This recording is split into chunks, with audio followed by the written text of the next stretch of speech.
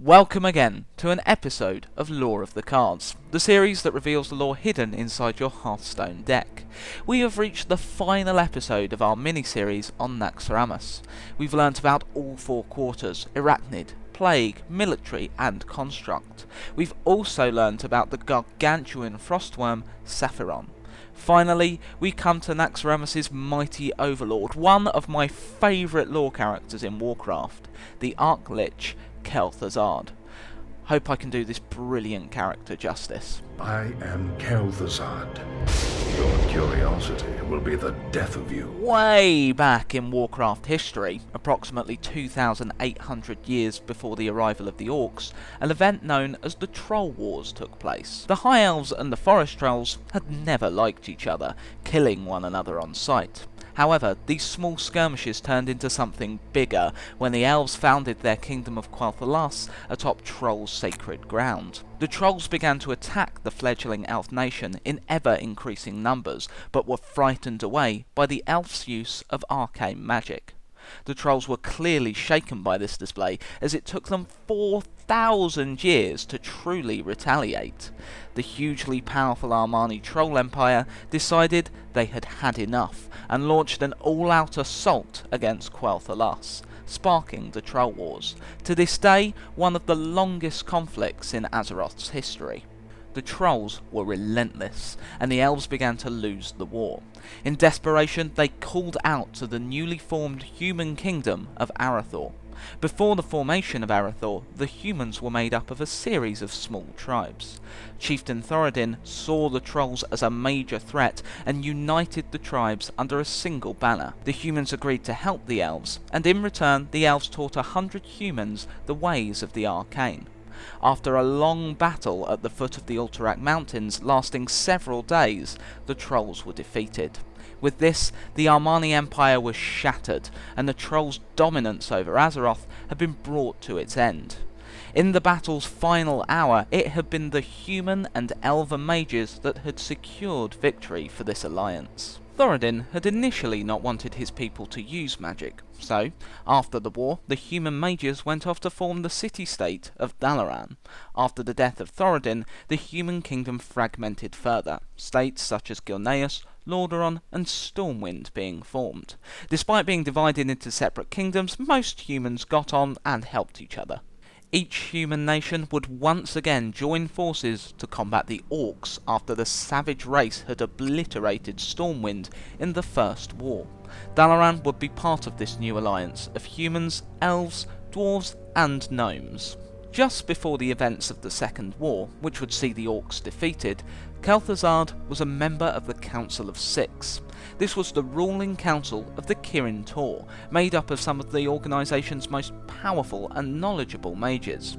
The Kirin Tor were initially formed as a specialised research sect by the Magocrats. The Magocrats were the original ruling class of Dalaran, but would later be replaced by the Council of Six.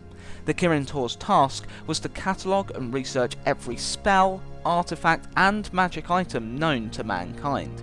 It is only in the past few decades that the Kirin Tor has become the Magus Senate, and this occurred after the initial Council of Six. Isn't politics fun? The Council of Six does have a leader. At this point it was the Archmage Antonidas, but all legislation and action passed by the Council is due to a majority vote.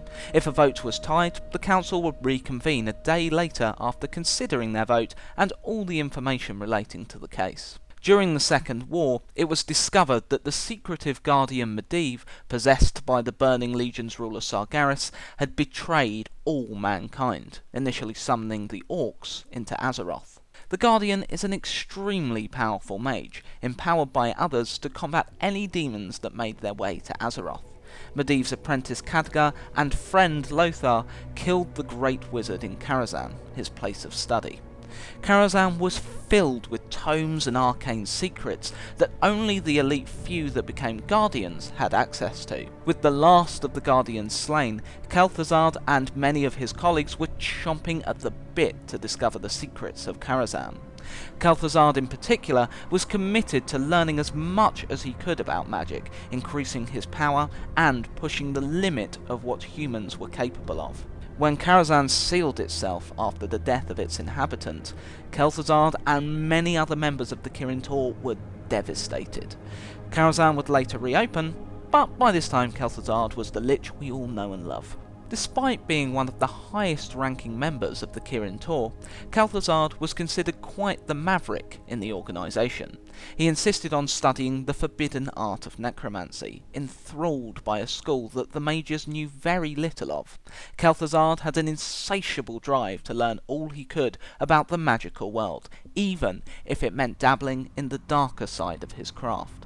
He became frustrated by the closed-mindedness of his peers, seeing their demonisation of necromancy as outdated. Necromancers would use their mastery of the arcane to manipulate the dead. Understandably, many other mages found the act of turning corpses into twisted marionettes abhorrent. Necromancers would slowly become corrupted by their school, aging prematurely and taking on the characteristics of their creations: sunken eyes, pale skin, and an awful stench. As Kel'Thuzad studied necromancy in secret, something much more malevolent was occurring in the continent of Northrend.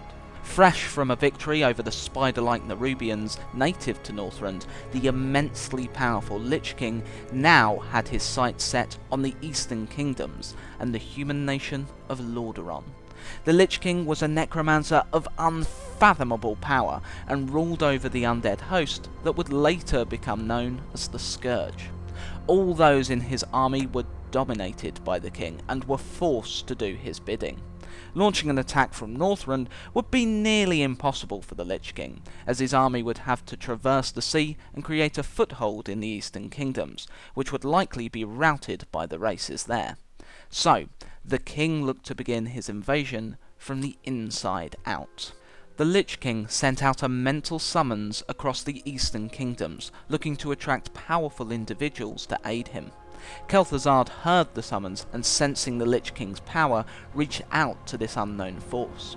The Lich King responded to Kel'Thuzad and aided the mage in his necromantic research. In his private warehouse in the northern lands of Lordaeron, Kel'Thuzad experimented on rat corpses, bringing them to life, but only for short periods of time. Under the Lich King's guidance, he slowly improved, taking copious notes on his discoveries. Kel'Thuzad's frequent trips to the north roused the suspicions of the other Council of Six members. Unbeknownst to Kel'Thuzad, his warehouse was raided and his experiments and research discovered.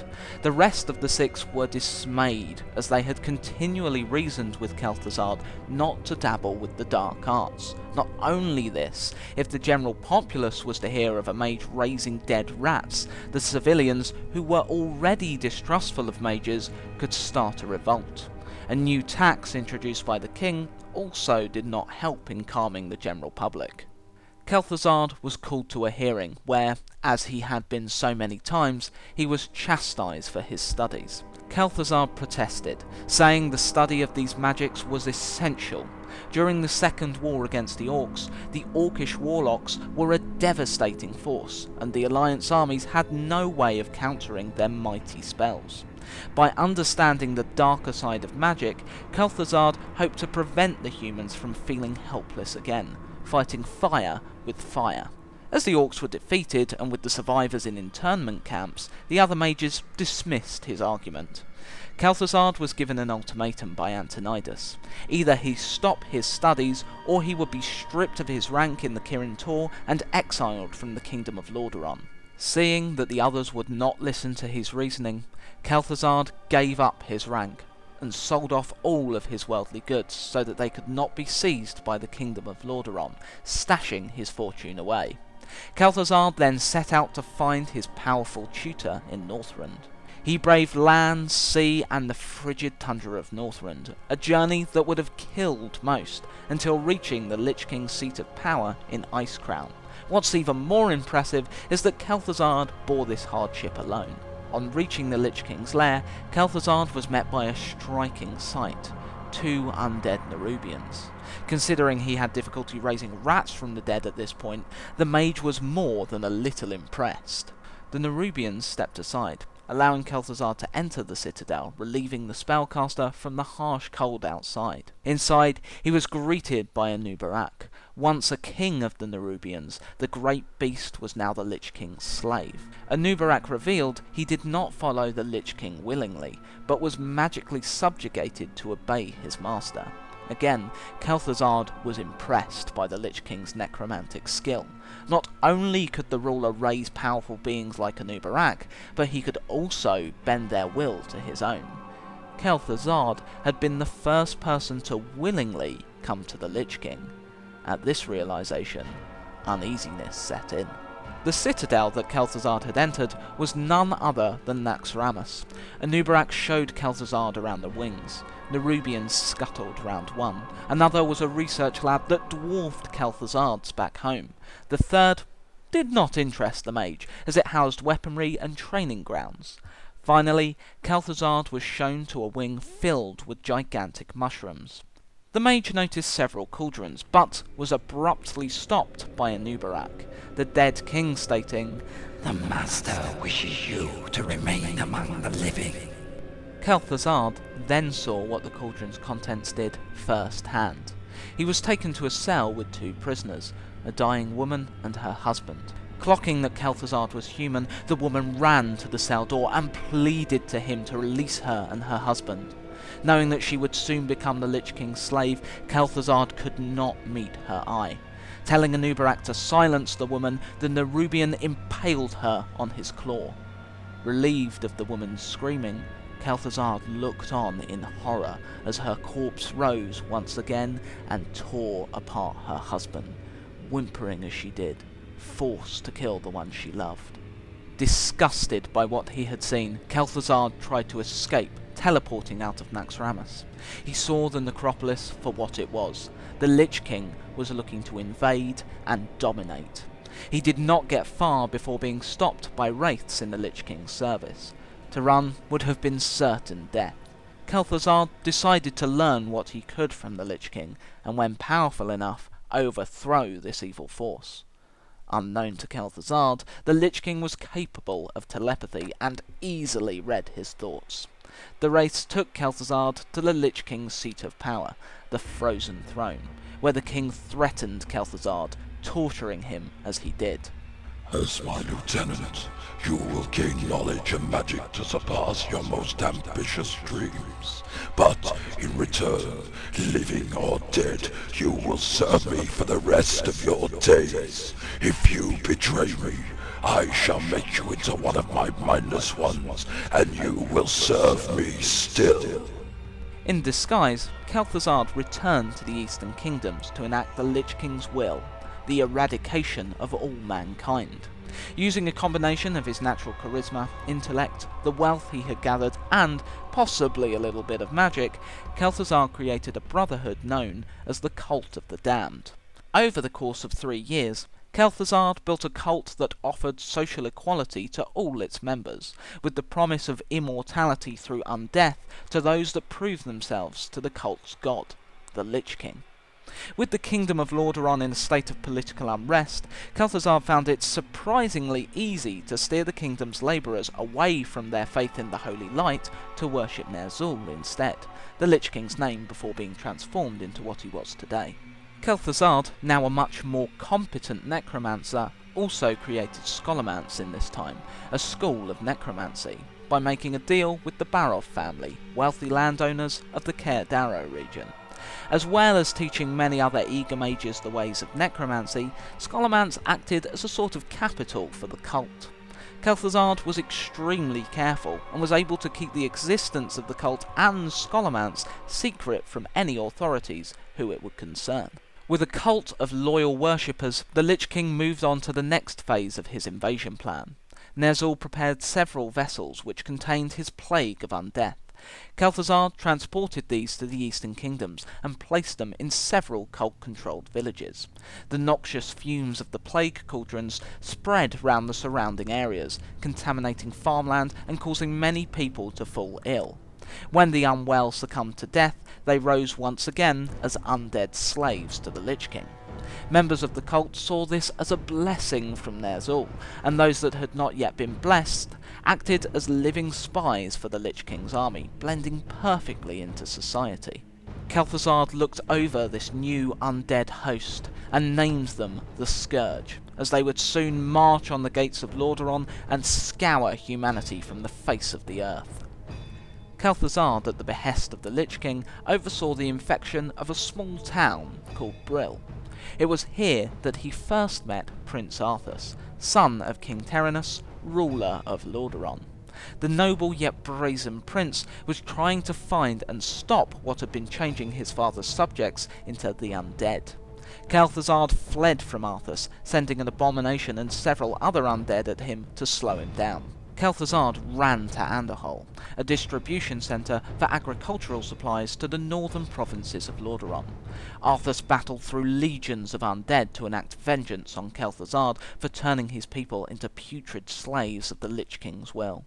When Kel'Thuzad was once again confronted by Arthas, he told the prince he worked for Mal'Ganis, a dreadlord, and said that he could find the demon in Stratholme. This was a cunning ploy to release the Lich King from his jailers. By this time, Kel'Thuzad was extremely loyal to the Lich King, no longer wavering in his support as he had before, so the king shared with him, and only him, his long-term plans. Ner'zhul had once been an orc, but after failing the Burning Legion commander Kil'jaeden, his soul was tortured and placed within a suit of armour, where he became the Lich King. The Scourge were in fact, in the large scale of things, a preliminary invasion force to weaken the resistance of Azeroth so that the Burning Legion, who sought the destruction of all things, could invade. Ner'zhul had no desire to serve his masters, so needed to find a way of escaping them. The first step would be to silence those who kept him in check, the Dreadlords. Kel'Thuzad yet again ran from Arthas, but this time it was futile. Arthas tracked him down and swung his maul with such force that it broke both the necromancer's legs and sent him flying before he even had a chance to cast a spell. Thanks to his consultations with the Lich King, he knew that this would happen, and left Arthas with some chilling final words before dying. Naive fool.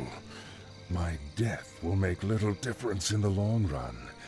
For now, the scourging of this land begins. Arthas had been too late to stop Kel'Thuzad. The grain shipments from Underhole had been sent out across the northern parts of Lordaeron, infected with the plague of undeath. After Kel'Thuzad's death, Arthas hunted down Mal'Ganis, following the Dreadlord to Northrend and defeating the demon with the rune blade Frostmourne. This weapon was actually a part of the Lich King, forced from the block of ice that held him. Frostmourne claimed Arthas' soul, and the Lich King whispered instruction to him through the blade. Arthas became the first of the Lich King's Deathknights, and his new master's champion. He returned home, slew his father, and plunged the kingdom of Lordaeron into a state of anarchy.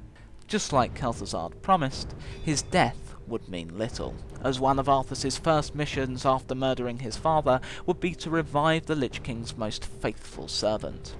This would not be a simple task, as Arthas could not just raise Kel'Thuzad using necromancy. Kel'Thuzad, under the Lich King's guidance, had grown far too powerful to be risen in this way. In order to bring him back from the dead, a font of great magical power was needed. The High Elves' Sunwell, that fed the race on magic, matched this description perfectly. Retrieving the corpse was the first challenge, as the paladin Gavinrad the Dire protected it in an attempt to prevent anyone from trying to reanimate the necromancer. With his body in Arthas' possession, Kel'Thuzad could now communicate with Arthas, taking a moment to gloat how he had been right. The necromancer's body had already badly decomposed, and would rot away before it could be transported to the Elven kingdom of Quel'Thalas. Tichondrius, another dreadlord, still unaware the Lich King intended to betray the Legion, told Arthas of a magical urn that would keep Kel'Thuzad's body safe. To retrieve this urn, Arthas needed to slay his former mentor, Uther the Lightbringer, who defended the urn since it contained Arthas' father's ashes. Uther was killed, and the urn claimed. With guidance from Kel'Thuzad, Arthas invaded the Elven kingdom of Quel'Thalas, making slow yet steady progress. Sylvanas Windrunner was a thorn in Arthas' side as he made his way to the Elven capital of Silvermoon. but it would not be too long until Arthas raised her as a banshee to do his bidding, in a sick act of vengeance during the attack on Silvermoon. Unaware Arthas had been communicating with Kel'Thuzad, Tichondrius arrived to ensure Arthas succeeded, mildly impressed by the Deathknight's efforts. Arthas and his army charged into Silvermoon, bringing the elves to their knees and wiping out most of the race in the process. With the Sunwell now under Scourge control, Arthas introduced Kel'Thuzad's body to the well. The elven font of power became corrupted, and Kel'Thuzad was reborn as a Lich. He now wielded power greater than he could have ever dreamed of, just as the Lich King had promised, and Kel'Thuzad was grateful to his Dark Master for this gift. Once restored to corporeal form, Kel'Thuzad informed Arthas of the Scourge's purpose, a preliminary invasion force for the Burning Legion, and that the time had come to bring the Legion to the world of Azeroth. In order to find out how to do this, Kel'Thuzad needed to commune with Archimonde using a demon gate guarded by demon-worshipping orcs. Archimonde was the leader of the Burning Legion's armies, and it would be he who led the invasion. Defeating the orcs, Arthas and Kel'Thuzad spoke to Archimonde, who revealed that in order to summon him to Azeroth, the companions would need to get their hands on the Book of Medivh, which was in Dalaran, guarded by the Kirin Tor, Kel'Thuzad's old organisation. At the gates of Dalaran, Arthas was met by Antonidas. The leader of the Kirin Tor and his colleagues had cast a spell that would kill any undead that ventured too far into Dalaran's walls. Sadly, in Warcraft 3, there is no interaction between Antonidas and Kel'Thuzad, possibly because Kel'Thuzad's backstory was fleshed out more after Warcraft 3. A shame, as this would have made for a very cool clashing of rivals and ideologies. Like the Elven Kingdom before, Arthas was not deterred, and stormed into Dalaran, slaughtering the mages that upheld the spell, and finally Antonidas himself, before stealing the Book of Medivh. Arthas and Kel'Thuzad now needed to act quickly, as killing the leader of the Kirin Tor had sparked the full wrath of Dalaran. Just outside the city, Kel'Thuzad began the lengthy summoning process to bring Archimonde to the world. Arthas and his undead soldiers had to defend the Lich as the full might of Dalaran and their allies barreled down upon the small undead force. As the barrier between worlds weakened, the Legion sent Fellhounds and mighty Infernals to help the undead hold. The battle culminated with Kel'Thuzad successfully summoning Archimonde, who proceeded to utterly destroy the city of Dalaran, his powerful magic reducing it to rubble. Archimonde's first political action was to give control of the Scourge to Tichondrius and the Dreadlords. Arthas and Kel'Thuzad were stripped of their high rank, which enraged Arthas. Kel'Thuzad took the news a lot more calmly, as the Lich King knew his rule would be taken away from him. This was all still part of the Lich King's plan to break free.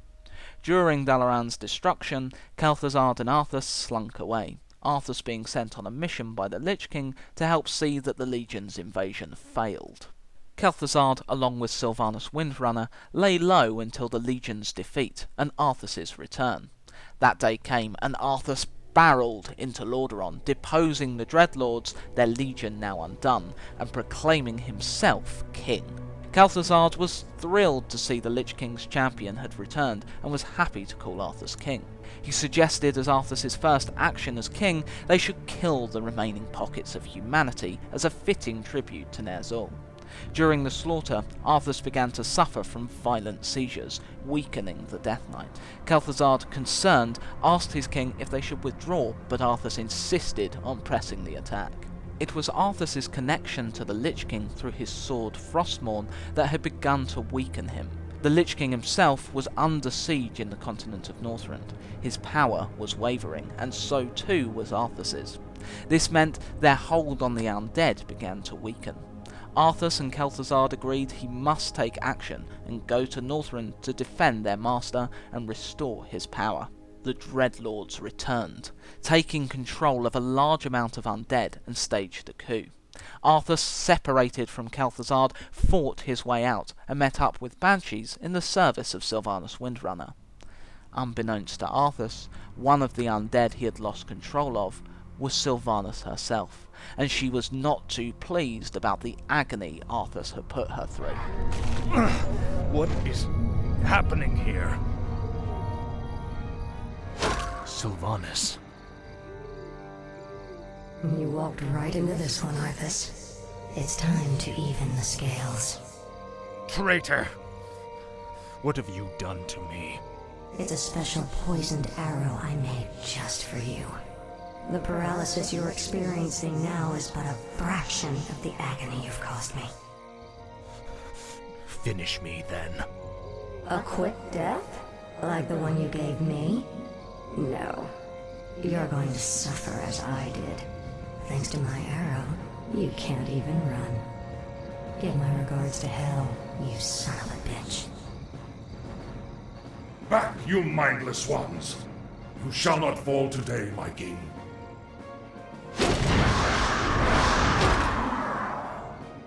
This isn't over, Arthas. I'll never stop hunting you. The effect of her arrow will wear off in time. All the preparations for your journey to Northrend have been made. You have been a loyal friend, Kel'Thuzad. I don't know what the future holds, or if I'll even return. But I want you to watch over this land. See to it that my legacy endures. I shall, King Arthas. I shall.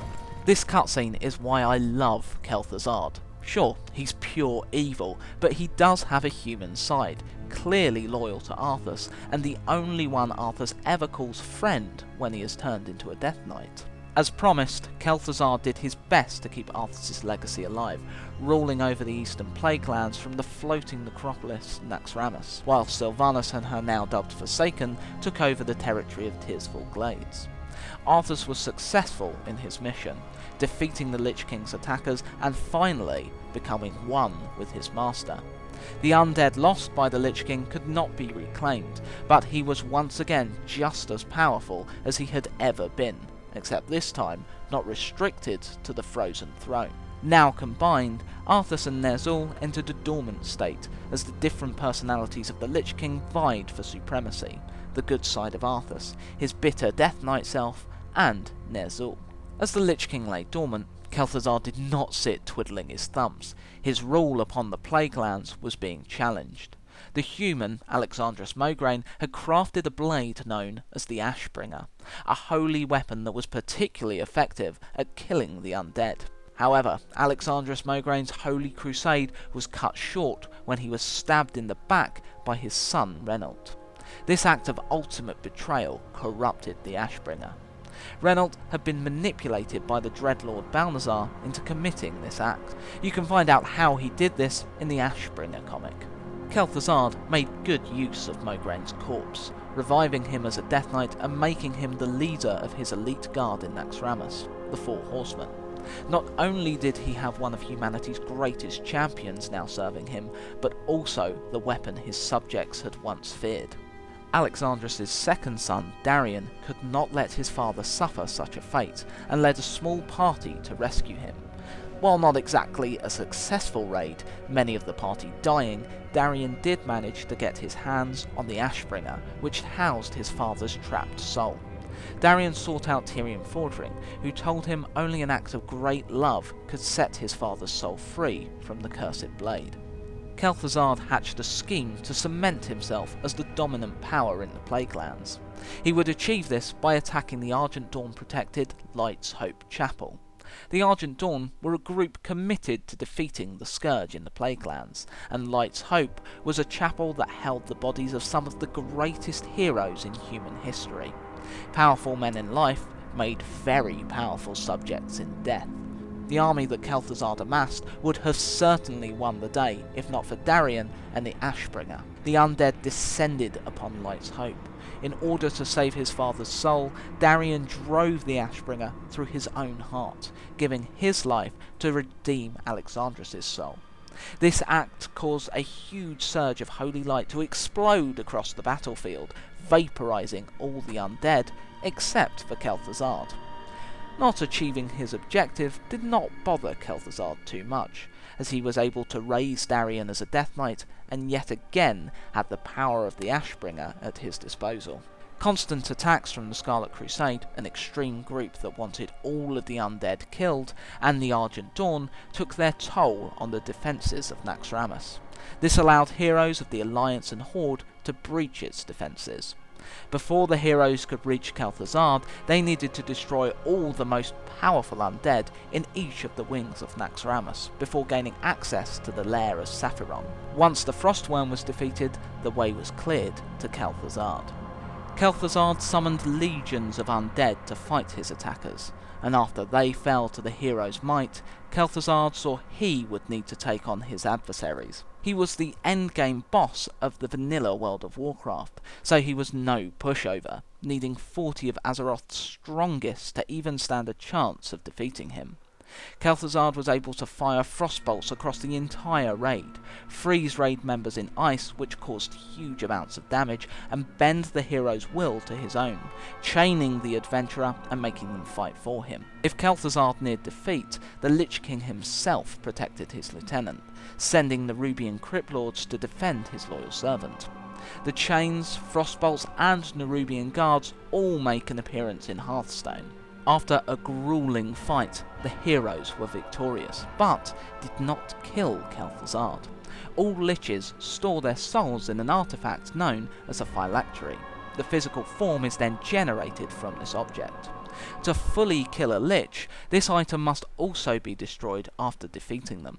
Only Kel'Thuzad's physical form had been beaten, but his phylactery remained. Against the hero's better judgment, they did not destroy Kel'Thuzad's phylactery, but brought it to Father Inigo Montoy. The priest was in fact a double agent, and retreated to Northrend with Kel'Thuzad's phylactery. This once again allowed Kel'Thuzad to take on physical form, and Montoy was rewarded by being transformed into the Lich Thel'Zan the Duskbringer. Awakened from his slumber, Arthas emerging as the dominant personality, the Lich King launched attacks on the Alliance capital of Stormwind and the Horde capital of Orgrimmar. This led both factions to attack the Lich King in his home continent of Northrend. As the factions explored the harsh environment of Borean tundra, they discovered Kel'Thuzad had reformed and was spreading the plague of undeath through the area. He would later be found once again in his floating citadel Naxxramas. Here he assaulted the main Alliance settlement in the Dragonblight region, Winterguard Keep. In a manner similar to before, heroes were able to gain access to Kel'Thuzad's necropolis and defeat the Lich once again. This time, Kel'Thuzad's phylactery was nowhere to be seen. Even with Arthas defeated, this phylactery has still not been found. This means that Kel'Thuzad is very much alive. When the Great Lich reforms, it is unknown as to whether he will serve Bolvar Fordragon, the man that replaced Arthas as the Lich King. There must always be a Lich King to manage the undead, or they will turn feral and destroy all in their path.